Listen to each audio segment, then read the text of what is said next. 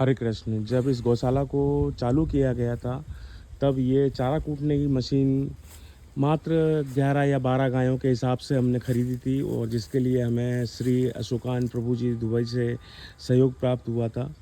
और उस मशीन ने करीब 3 साढ़े 3 साल इसका गौशाला का खूब सहयोग किया। लेकिन अब दिक्कत ये आ रही है कि अभी करीब महीने भर पहले ये मशीन टूट गई थी, और उसके बाद फिर इसके लिए हमें सहयोग किया श्री राधा जीवन प्रभु जी द्वारा। तो लेकिन अब विकट परिस्थिति ये है इस मशीन के साथ में कि ये एक तो इसके गियर बार बार टूटते हैं, और इसके जो है आगे के ये जो चारा काटने के ब्लेड्स हैं, ये प्रतिदिन कभी कभी तो दिन में 2 बार हमें बदलने पड़ जाते हैं। क्योंकि ये पहले जो चारा कुटता था वो 11-12 गायों के हिसाब से होता था, और अब जो चारा कुट रहा है वो चारा है लगभग 1 ट्रैक्टर प्रतिदिन का, 1 ट्रैक्टर चारा, यानी कि 60 मन चारा हम प्रतिदिन का इस मशीन से चारा कूटते हैं।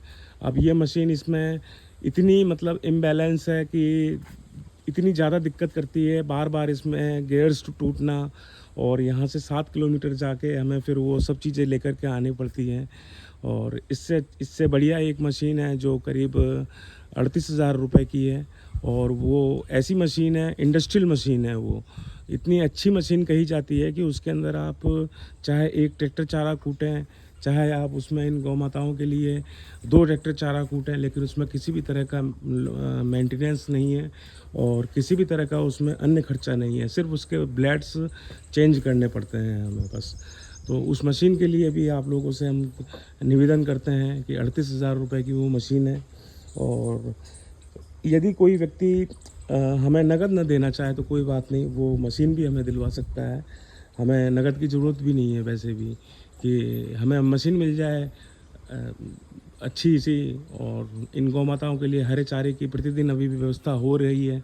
पिछले 2 ढाई महीने से 1 ट्रैक्टर चारा रोज़ का इन गौ माताओं के लिए आ रहा है, जिसमें आप सभी का सहयोग है।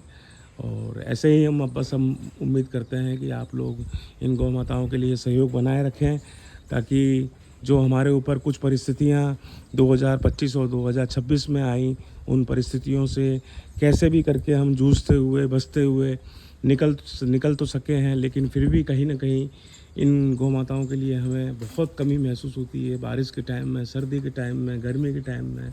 इस तरह से हर मौसम में इनके लिए हमें अनुकूलता लानी पड़ती है, मौसम के विपरीत जा कर के।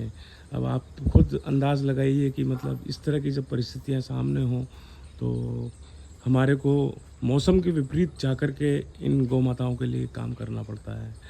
ऐसे में आप लोगों का सहयोग ही इन गौ माताओं का जीवन बचा सकता है। जय गौ माता, जय गोपाल, हरे कृष्ण।